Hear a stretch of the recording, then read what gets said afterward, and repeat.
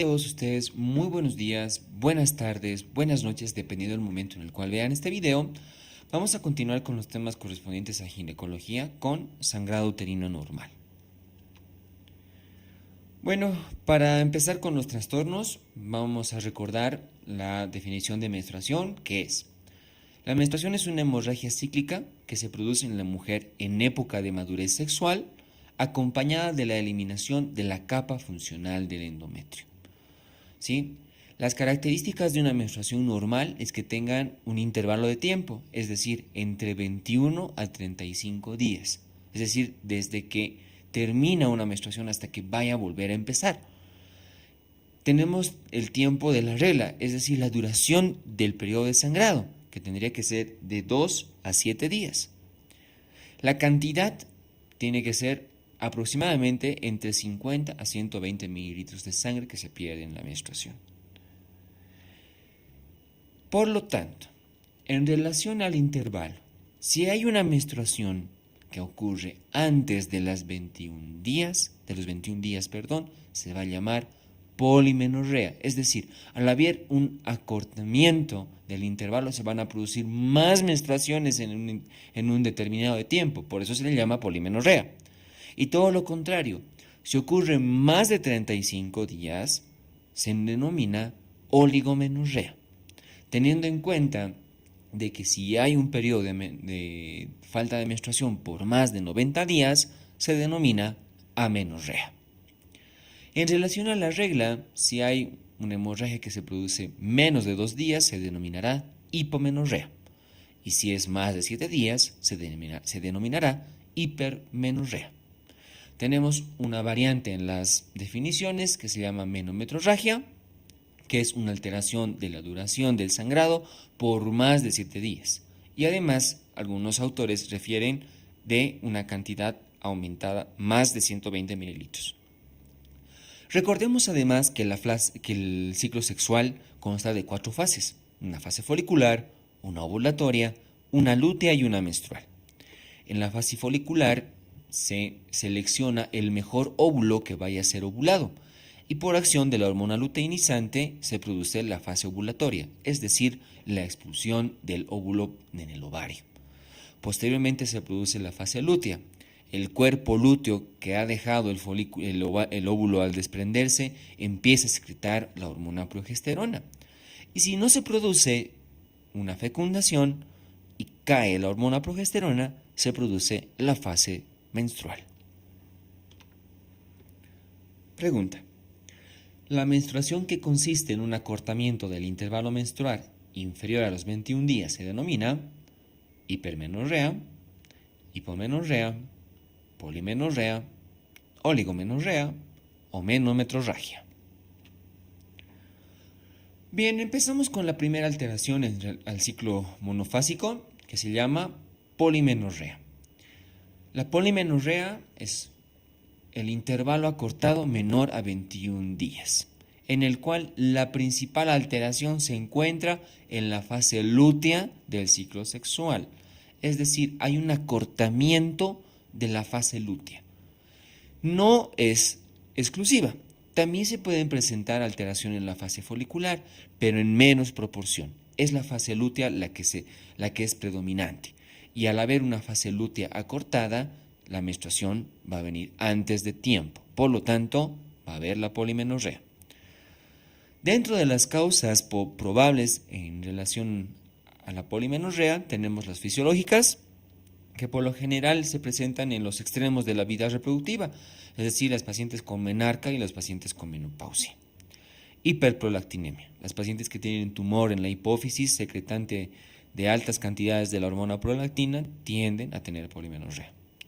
Endometriosis: el hecho de que el tejido endometrial invada el ovario, hace de que haya una alteración no muy explicada hasta el momento, por el cual, si hay grandes cantidades de estrógeno, disminuye la progesterona, por lo tanto se adelanta la menstruación. Alteraciones como hipotiroidismo, también tenemos los trastornos psíquicos, las pacientes estresadas, trastornos nutricionales como anorexia, bulimia y la hipocolesterolemia. El colesterol es un precursor de las hormonas sexuales femeninas. Y si hay bajo colesterol, va a haber baja secreción, especialmente de progesterona. Y si hay baja secreción de progesterona, va a haber una alteración en la fase lútea. ¿Cómo se realiza el diagnóstico? El diagnóstico se realiza en relación a medir la temperatura basal de todo el periodo de la fase lútea, puesto que la hormona progesterona indiferentemente eleva la temperatura corporal, y encontrar disminución de la temperatura basal antes de tiempo sería parte de un probable diagnóstico. No se realiza hoy en día con frecuencia. Podemos solicitar progesterona plasmática para ver los valores de la hormona progesterona cuando éstas desciendan, y también podemos realizar una biopsia de endometrio. Por lo general, en la fase lútea se produce un endometrio proliferativo que prontamente va a ser secretor, ¿sí? Entonces, encontrar una alteración en la fase del endometrio en la biopsia de endometrio, nos daría parte del diagnóstico. Podemos además realizar otros estudios como dosificar hormona prolactina, hormonas tiroideas, realizar una ecografía ginecológica, pedir valores también de estadio de hormona luteinizante y realizar una laparoscopía exploratoria. Para el tratamiento tenemos dos perspectivas: si la paciente desea fertilidad, si desea fertilidad o no la desea, es decir, si no desea tener descendencia o si la desea. En caso de que no haya deseo de fertilidad, se realiza el tratamiento con gestágenos. Podemos utilizar progesterona natural o también podemos utilizar progesterona sintética, como la medroxiprogesterona y la noretisterona. En caso de que la paciente sí desee descendencia, podemos utilizar hormona gonadotrofina coriónica humana, citrato de clomifeno, que es un inductor de la ovulación, o podemos utilizar hormona menopáusica humana con hormona gonadotrofina coriónica humana. Más a no olvidar que lo importante es tratar la causa que esté provocando la polimenorrea. De nada sirve realizar estos dos tipos de tratamiento si no tratamos la causa. Pregunta, por lo tanto, vamos a responder: la menstruación que consiste en un acortamiento del intervalo menstrual inferior a los 21 días se denomina polimenorrea.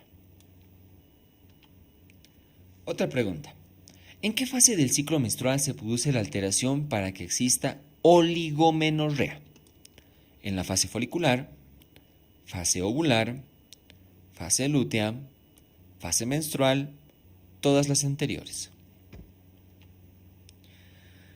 A lo contrario de la polimenorrea, la oligomenorrea se caracteriza por tener un intervalo de tiempo prolongado, es decir, que van a haber pocas menstruaciones en un tiempo determinado.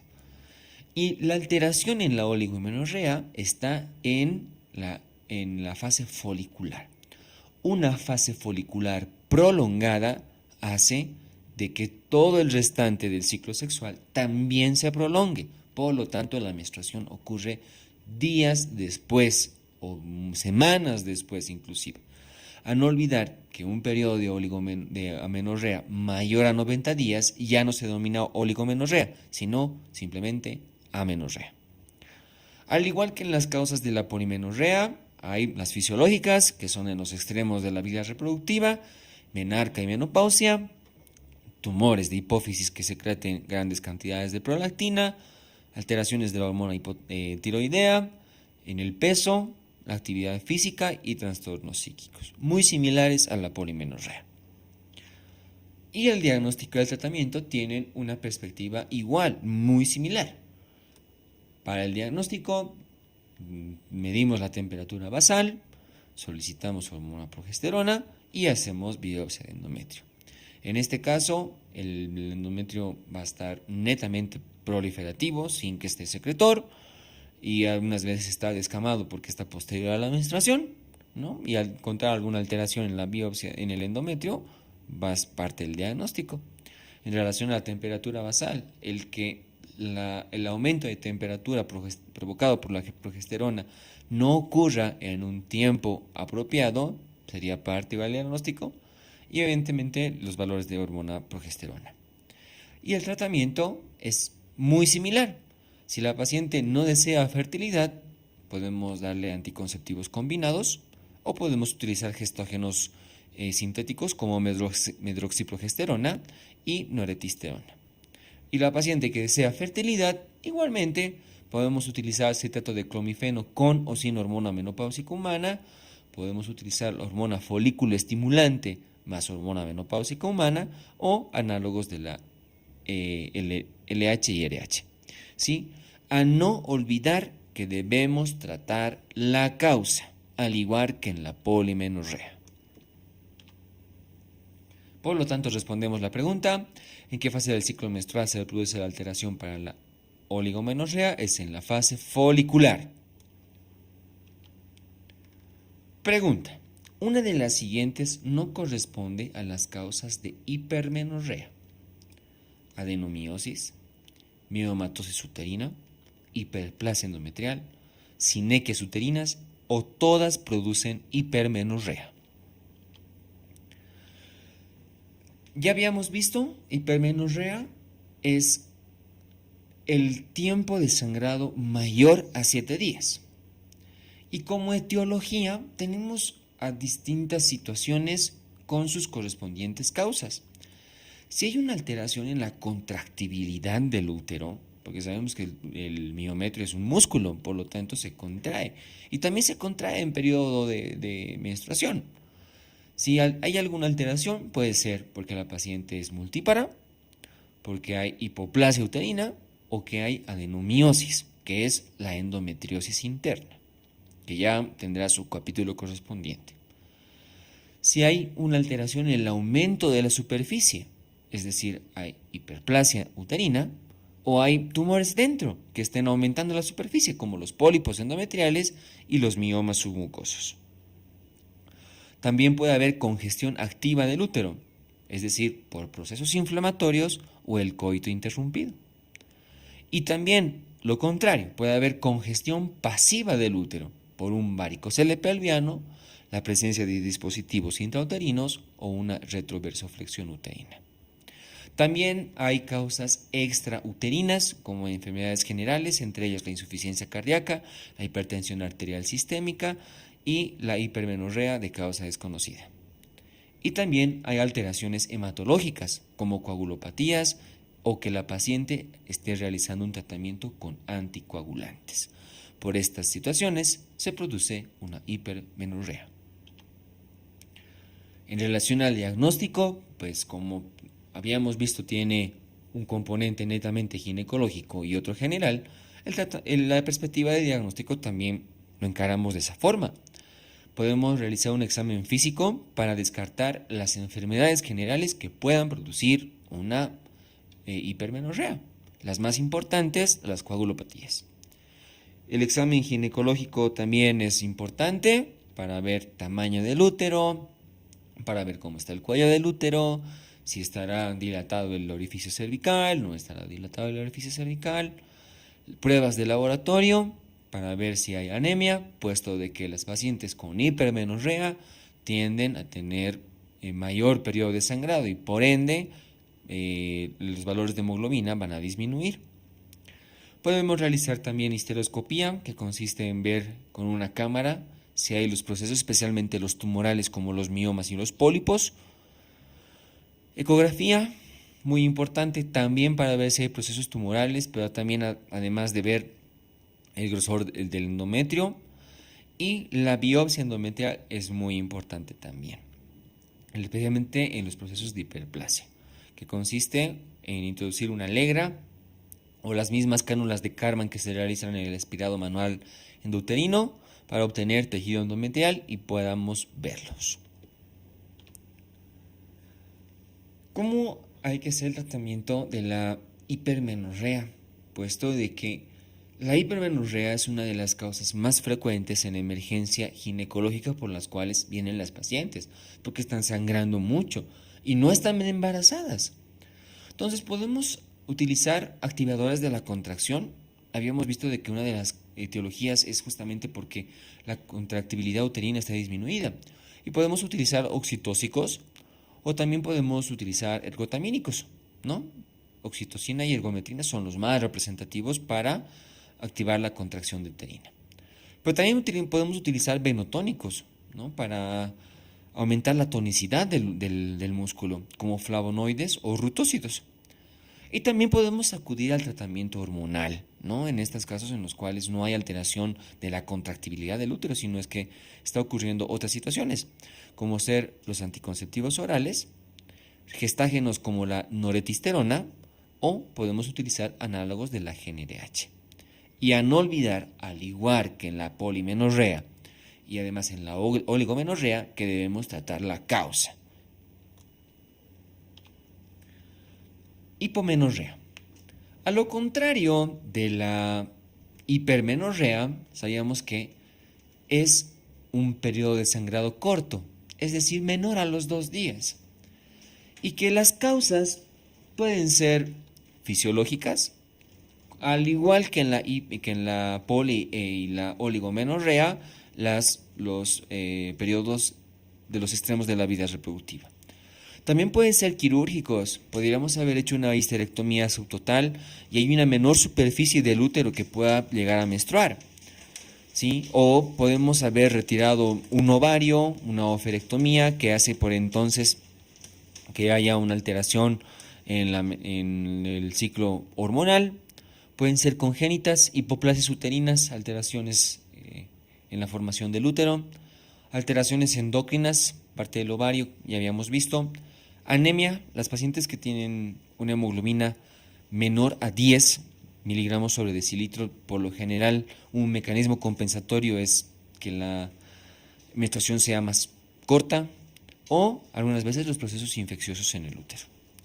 Para el diagnóstico será importante realizar una ecografía, o también podemos utilizar una histeroscopía. No es tan variada como en el caso de la hipermenorrea, puesto que las causas tampoco son más grandes.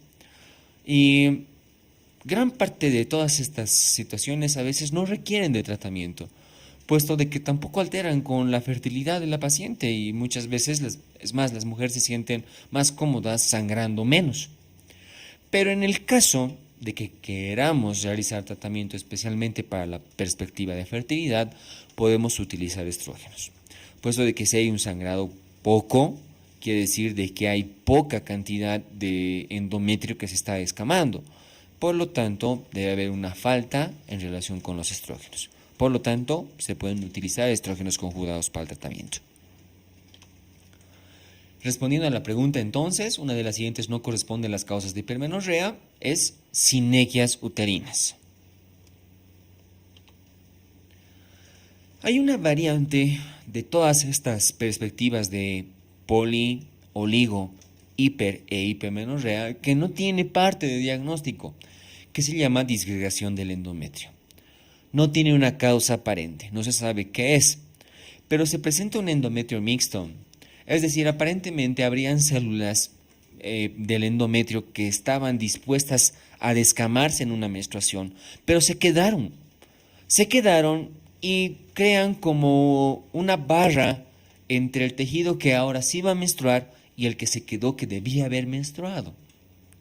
Por lo general, el tratamiento se hace con gestágenos. No parte como una gran situación de sangrado, se ve en muy pocas ocasiones.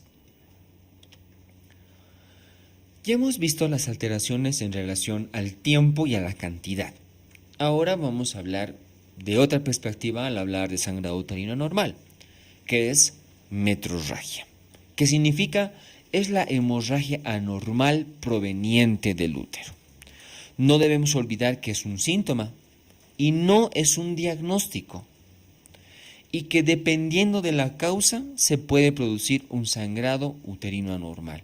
Es decir, puede haber entre dos periodos, puede haber un periodo de sangrado que no corresponde a la menstruación, ¿sí? Entonces vamos a verla ahora con más apertura. Dentro de la etiología, los principales son las enfermedades tumorales. Dentro de las tumorales están las benignas, como las miomatosis uterinas, los pólipos endometriales, y de las benignas tenemos al CEA de endometrio. Inflamatorias por algún proceso infeccioso, las de causa gravídicas, es decir, por el embarazo, que esto ya no se utiliza mucho cuando se habla de sangrado uterino normal, porque es de no causa de embarazo, sino sería una hemorragia de la primera mitad del embarazo.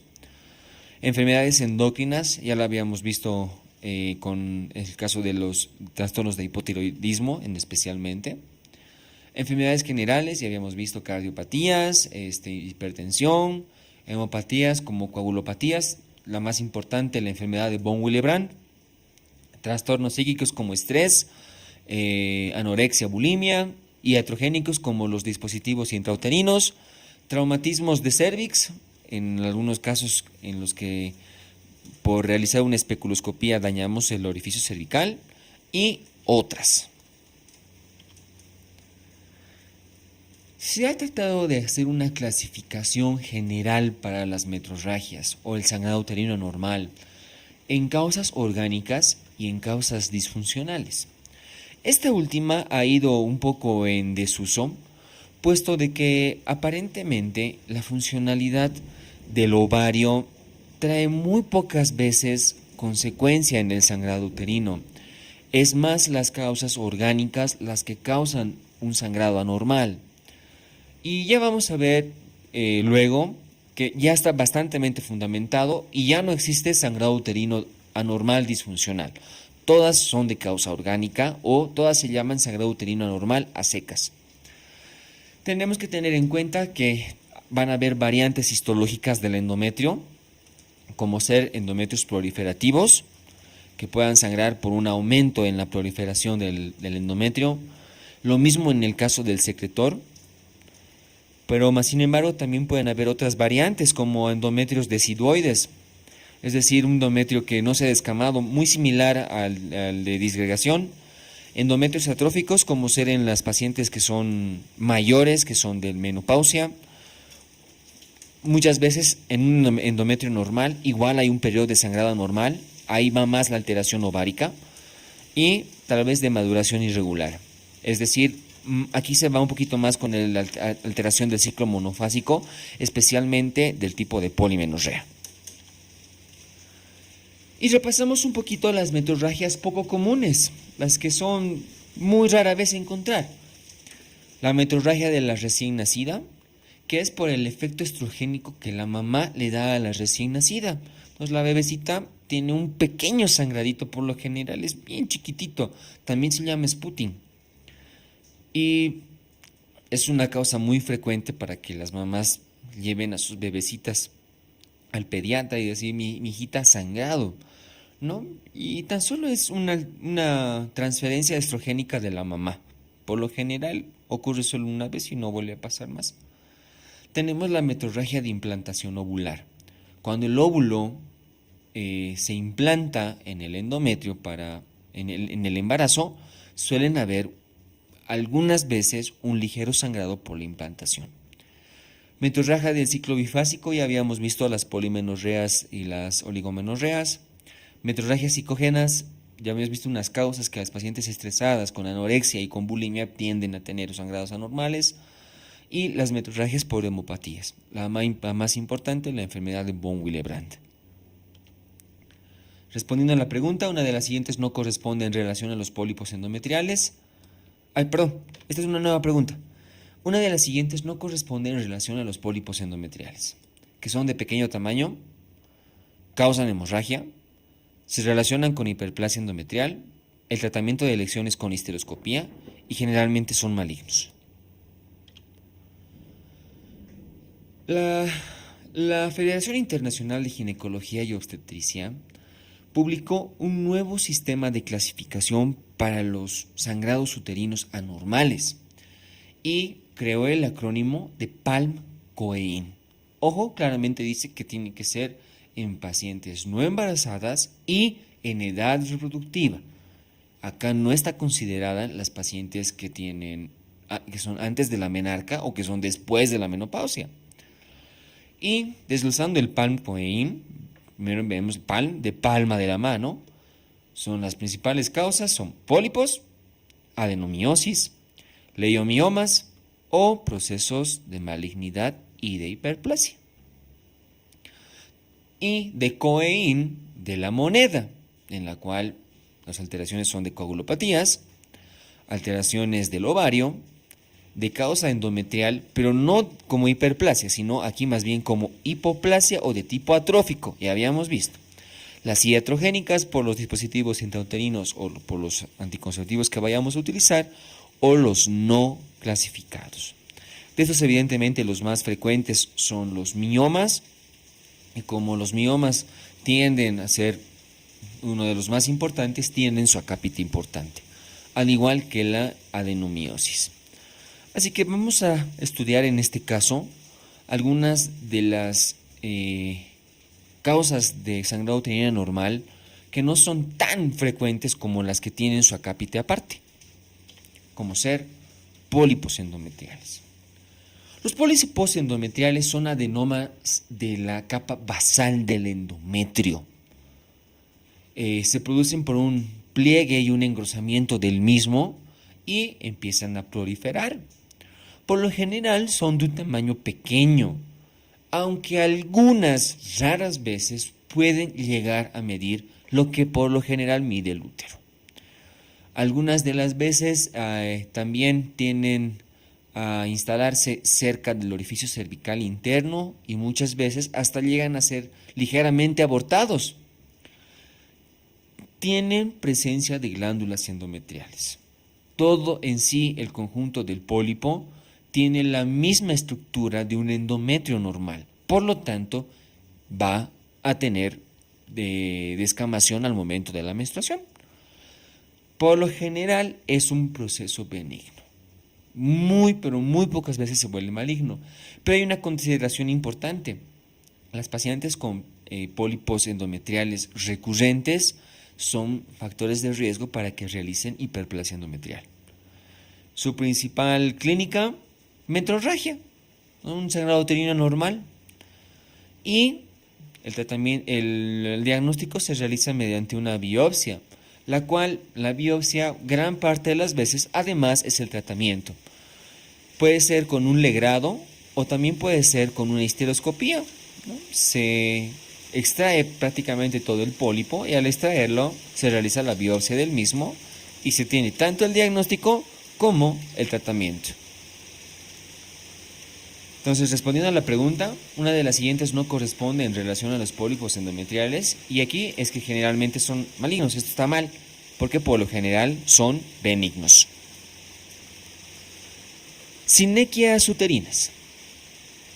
Las sinequias uterinas, también algunas veces llamadas síndrome de Asherman, ya vamos a ver cuándo se llaman síndrome de Asherman, son adherencias endouterinas. Como podemos ver aquí en el gráfico, se han producido un pegamiento, si valga el término, entre las paredes del endometrio, que por lo general la principal causa es un raspado uterino muy prolongado o muy dañante del endometrio en los casos de aborto. Y especialmente cuando es más con Legra, no tanto con la cánula de Karman. Pueden producir hipomenorrea y algunas veces producen amenorrea. El conjunto de amenorrea, adherencias endouterinas y que por lo tanto la paciente no puede embarazarse se denomina síndrome de Asherman. Si no hay la presencia de estos completos, solamente se llaman sinequias uterinas. El diagnóstico se puede realizar mediante una histerografía, ¿no? Aquí podemos ver claramente, el útero se ve como un trébol de 3 hojas al contraste y podemos ver claramente cómo no cumple la línea del contraste en la histerografía. El tratamiento es debridar todas estas adherencias. Se puede realizar mediante histeroscopía o con un nuevo legrado, introduciendo además un dispositivo intrauterino para que no se vuelva a pegar las paredes. Y también podemos utilizar estrógenos conjugados para estimular la proliferación del endometrio. Pregunta: ¿una de las siguientes formas de hiperplasia endometrial tiene mayor porcentaje de volverse maligno? Hiperplasia endometrial simple, hiperplasia endometrial compleja, hiperplasia endometrial atípica todas tienen alto potencial o ninguna de las anteriores. Pasamos ahora al tema de hiperplasia y cáncer de endometrio.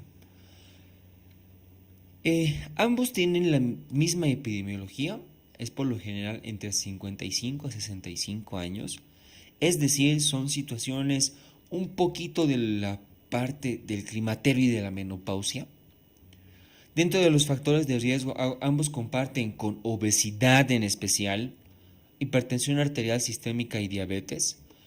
Las pacientes que especialmente tienen obesidad extrema son características y es porque en el tejido adiposo se sintetiza la estrona y esto hace de que haya una falta de la disgregación del endometrio y este tienda a proliferar.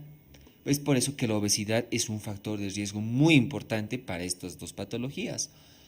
La relación hormonal, como acaba de decirles, el estrógeno es muy importante acá. El uso de drogas como tamoxifeno. Es más, hace algunos años existió la era tamoxifénica, porque el tamoxifeno se demostró que era un tratamiento muy efectivo para el cáncer de mama, pero como contraproducente ocasionaba hiperplasia de endometrio, y si esta no se trataba con oportunidad, podía evolucionar a un cáncer de endometrio. Y del mismo modo, las pacientes que realizaban un tratamiento de la menopausia con estrógenos tienden chance de hacer hiperplasia y cáncer de endometrio. A la microscopía, ya que consideramos que tanto la hiperplasia es un tumor y el cáncer es un tumor maligno, tenemos las siguientes variantes. La principal es un adenocarcinoma endometrioide, que es un endometrio por lo general muy similar a un endometrio normal. De este es el diagnóstico microscópico más dificultoso, pero por lo general es más benigno.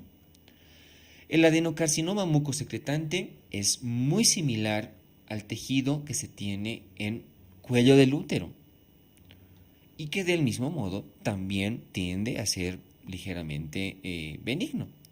Tenemos adenocarcinoma papilar, que es prácticamente una variante del tejido miometrial del útero, también de carácter ligeramente benigno.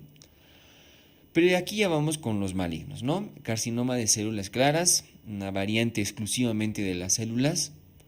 Carcinoma mesonéfrico, que se caracteriza por ser muy similar a los tumores que se presentan por la persistencia de los cordones sexuales. Carcinoma neuroendocrino, pareciera de que tenía un componente muy similar al tejido de los histoadenomas de ovario. Y los carcinomas pavimentosos y adenocarcinoma de endometrio con diferenciación pavimentosa, que son muy similares que son característicos de un tumor no característico de un tejido que sea de origen ginecológico. Bien, pasamos a la clasificación de la hiperplasia de endometrio. Tenemos tres variantes. La hiperplasia simple, que en la histología podemos ver que las glándulas endometriales son irregulares, pero el crecimiento celular es individual. La transformación maligna es baja, es del 1 al 3% en 15 años. La hiperplasia compleja ya tienen glándulas situadas unas con otras, no solo son irregulares, sino están superpuestas. Hay prolongaciones papilares, es decir, llega un poquito a miometrio, pero el crecimiento celular igual es individual. La transformación maligna es de 3 a 4% en 13 años. Y también tenemos la hiperplasia típica, ¿no? Que tiene una citología atípica, es decir, las células están alteradas totalmente, los núcleos están agrandados con hipercromatismo y hay dispolaridad. Aquí la transformación maligna ya es del 23% en 11 años. Por lo tanto, respondiendo a nuestra pregunta, ¿cuál de las siguientes formas de hiperplasia endometrial tiene mayor porcentaje de volverse maligno? Es la hiperplasia endometrial atípica. Bien, pasamos al carcinoma de endometrio. El carcinoma de endometrio es un tumor maligno que se origina en el epitelio de la mucosa, que reviste la cavidad del cuerpo del útero por encima del límite del istmo. Es muy importante esta perspectiva de la definición, porque por lo general todo lo que ocurre en relación a cuello del útero ya no es un carcinoma de endometrio, sino es un carcinoma de cuello del útero, que ahí la variante ya no es por las causas que habíamos visto anterior, sino que es por el virus del papiloma humano. Bueno, el cáncer de cuello del útero tiene su acápite aparte.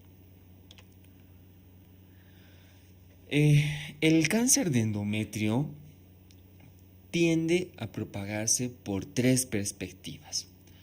Primero, por extensión, es decir, del mismo endometrio puede propagarse a trompa o a la misma superficie endometrial. Como su nombre dice, puede ser por superficie o por profundidad, también llegando a miometrio. Por vía linfática puede aprovechar los tres grupos ganglionares: el pedículo superior, que altera los ganglios paraórticos; pedículo inferior, los infraabdominales; y también puede alterar el pedículo del ligamento redondo, ¿no? Y aquí altera los ganglios de las venas ilíacas. También puede propagarse por vía sanguínea y puede implantarse por implantación, es decir, algún pedacito de tejido endometrial sale del útero y ¡pum!, se pega, digamos, en vagina. A esto se le ha denominado el cáncer de beso, ¿no? Una variante muy, muy extraña, pero también puede pasar. Dentro de la clínica del cáncer de endometrio va a haber la presencia de un sangrado uterino anormal, o sea, una metrorragia, y que por lo general es escasa, suele ser oscura. Algunas veces puede venir que se llama ligeramente fétida, y el hecho de que sea fétida significa de que hay un proceso infeccioso. Además, a veces puede haber un flujo blanquecino con estrías de sangre que acompaña a la metrorragia, y a veces puede haber dolor. Un dolor no con características exclusivas de un proceso cancerígeno, ¿no? Un dolor común y corriente de bajo vientre. Coincidentemente, hay otros procesos que intervienen con el cáncer de endometrio, y el principal es la hiperplasia endometrial. La misma hiperplasia no tratada se puede volver en cáncer de endometrio. Ya habíamos visto que especialmente la típica es la que más se puede volver en un cáncer de endometrio. Los procesos de miomas uterinos, los pólipos endometriales y las endometriosis pueden ser un factor. Pero ya habíamos visto también antes que otras enfermedades como obesidad, diabetes e hipertensión arterial son factores de riesgo y que coinciden con el proceso de cáncer de endometrio. ¿Cómo se realiza el diagnóstico? El diagnóstico de un proceso tumoral tiene las mismas perspectivas. También en la parte ginecológica se debe realizar un citodiagnóstico para ver la alteración celular. Esta puede ser directamente obtenida por el sangrado, se puede realizar una biopsia con una alegra, como tenemos acá. También podemos realizar una histerometría, y la histerometría tiene una perspectiva también singular, porque al introducir el histerómetro podemos percibir la característica que tiene el endometrio. Un endometrio engrosado, duro, que no permita el ingreso de la alegra, puede corresponder a un proceso maligno. Una histerografía, ya habíamos visto en las cinequias uterinas, para ver cómo está el tejido endometrial con un método de contraste. La histeroscopía, muy importante actualmente para el diagnóstico. El ingresar y ver en la cámara cómo está el tejido endometrial, poder tomar una biopsia directa, es mucho más viable que todos los otros procesos de diagnóstico. La ecografía, un endometrio como acá podemos ver muy engrosado. La literatura habla de que un proceso de endometrio mayor a 4 milímetros en una paciente menopáusica es sugerente para hiperplasia endometrial, y si realizamos todos estos diagnósticos y descartamos que sea cáncer, se queda en hiperplasia. Si se queda en cáncer, pues bueno, ¿no? Y como ya habíamos visto en el citodiagnóstico, podemos hacer un legrado del tejido para llevarlo a anatomía patológica. Pasamos a la estadificación de la FIGO. El estadio 1 se divide en tres, 1A, 1B, 1C. En el 1A hay un tumor limitado solo al endometrio. En el 1B la invasión es menor de la mitad. En el 1C la invasión es mayor de la mitad del cuerpo uterino. En el estadio 2 hay dos, el 2A y el 2B. En el 2A solamente hay compromiso de las glándulas endocervicales, pero ya en el 2B hay una invasión de cuello uterino, o sea, hay una invasión del estroma cervical. En el estadio 3, 3A, 3B, 3C, en el 3A hay metástasis a vagina. En el 3B hay un tumor que invade serosa o anexos. Y en el tumor C, de tipo 3C hay una metástasis pélvica y o a ganglios ya paraórticos. Y en el estadio 4, el 4A hay una invasión de vejiga y a mucosa intestinal. Y en el 4B ya hay una metástasis a distancia. ¿Cuál es el órgano donde más se asienta? Es el pulmón. Por lo tanto, ya cuando hay sospecha hay que realizar una radiografía de tórax, una tomografía. El pronóstico es en relación a estas variantes. A estadios bajos, mejor el pronóstico. A estadios más altos, el diagnóstico menor. La edad. Mientras más menopáusica es la dama, la mujer, peor es el pronóstico. Si el grado histológico da alguna alteración de los tipos de carcinomas o adenocarcinomas, es peor. El que invada el miometrio es un pronóstico desfavorable. Que haya la presencia de ya células alteradas en líquido peritoneal, que haya la metástasis en pulmones especialmente, y mientras el tumor sea receptor hormonal, tiene un peor pronóstico. ¿Cómo se tiene que realizar el tratamiento? En el estadio 1 se realiza una esterectomía total más anexectomía y se realiza un manguito vaginal, es decir, se secciona parte de vagina además. En el estadio 2, aparte de realizar la histerectomía total más la anexectomía y el manguito, se hace una linfadenectomía pelviana y lumboaórtica y en los casos ya del 2B ya se realiza radioterapia. En el estadio 3, por lo general tiene la misma perspectiva del tratamiento quirúrgico, sin ya la linfadenectomía, pero por lo general primero se realiza la radioterapia o a veces braquiterapia para luego realizar el tratamiento quirúrgico. En el estadio 4 ya no hay perspectiva de realizar tratamiento quirúrgico, simplemente se hace ya un tratamiento paliativo, se puede utilizar radioterapia, quimioterapia y unas veces hormonoterapia. Esta última, discutida hoy en día, no tiene una perspectiva muy acertada para el tratamiento en cáncer en general. Se realiza más el tratamiento en hiperplasia. Bien, para consolidar los conocimientos vamos a hacer dos casitos clínicos. El primero, paciente de 19 años de edad que acude a consulta ginecológica en la que refiere a la presencia de sangrado genital en escasa cantidad, sin la presencia de coágulos. Añadido al cuadro se presenta leve dolor abdominal en hipogastro de tipo cólico. No se presentan alteraciones en los signos vitales y al examen físico tampoco se encuentran alteraciones de consideración. Ante el caso expuesto, cite el diagnóstico más probable: hemorragia de la primera mitad del embarazo, miomatosis uterina, hiperplasia endometrial, pólipo endometrial o polimenorrea. En el caso de tener una paciente en edad reproductiva y especialmente corta, pero igualmente en todas las pacientes que presenten un sangrado anormal que es espontáneo, siempre se debe descartar que haya embarazo y sus variantes. Las miomatosis uterinas, la hiperplasia endometrial, el pólipo endometrial, la polimenorrea, por lo general son cuadros que ya han ido ocurriendo en los últimos meses y la paciente viene acudiendo a eso. Pero si es un solo sangrado en la primera entrevista, siempre debemos diagnosticar alguna situación de embarazo.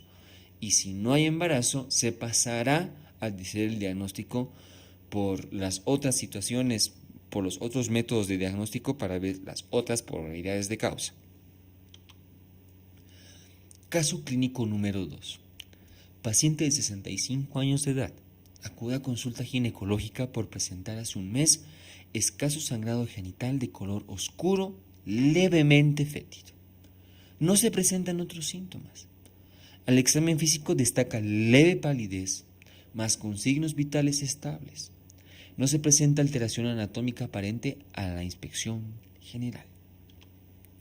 Ante el caso expuesto, cite el diagnóstico más probable: miomatosis uterina, pólipo endometrial, sea de endometrio ADC, sea de cervix ADC, C y D son los probables diagnósticos. En toda paciente con sangrado uterino anormal posterior a la menopausia, debemos sí o sí descartar proceso cancerígeno hasta no demostrar lo contrario. No vamos a investigar mucho primero las causas de lo que es enfermedad reproductiva, sino tenemos que irnos a lo que es después de la menopausia. Y si hay sangrado hay que descartar proceso de cáncer. Bueno, muchísimas gracias. Me despido con una frase de Pascal, el físico, que dice: antes de convencer al intelecto es imprescindible tocar y predisponer al corazón. Muchas gracias.